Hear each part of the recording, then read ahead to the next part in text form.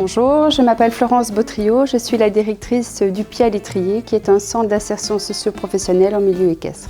Nous formons des jeunes justement dans les métiers du cheval.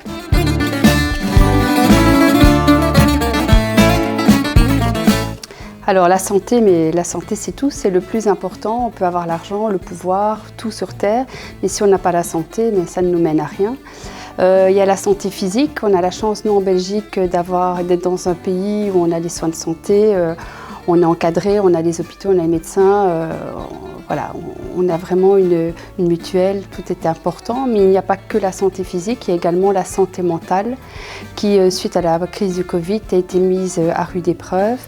Voilà, nous, dans nos centres d'insertion socio-professionnelle, on a vécu de plein fouet cette crise et nos stagiaires ont été vraiment impactés et on voit vraiment qu'il y a de plus en plus de problèmes dus à la santé mentale.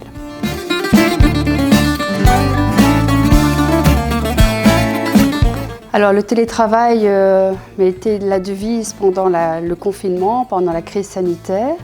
Et on a retrouvé justement, suite à ce télétravail, une autre qualité de vie, une autre qualité de travail.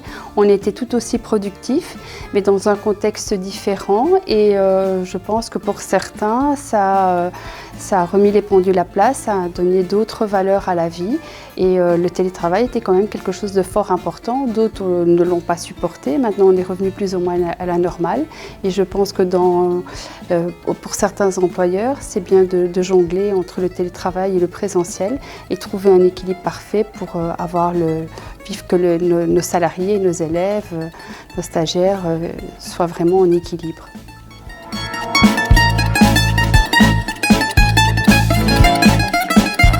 Alors voilà, la crise du coronavirus a influencé certains choix professionnels, oui.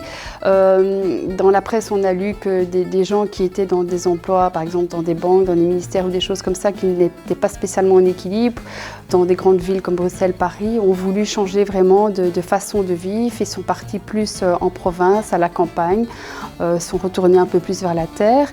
Ma formation personnelle est dans le métier du cheval, on était dans la terre. Je n'ai jamais eu un taux de présentiel de nos stagiaires aussi important que pendant cette crise parce que nos stagiaires étaient au grand air, retour à la nature, retour aux valeurs. Oui, je pense qu'il y a certaines personnes qui ont changé d'horizon suite à ça et maintenant nous sommes en post-Covid et on se rend compte que dans certains secteurs, il y a des pénuries. Pourquoi dans l'emploi? Parce que les gens ont voulu vraiment changer d'horizon professionnel, vraiment rentrer en équilibre, en ubiquité vis-à-vis de leurs valeurs et de leur façon de vivre.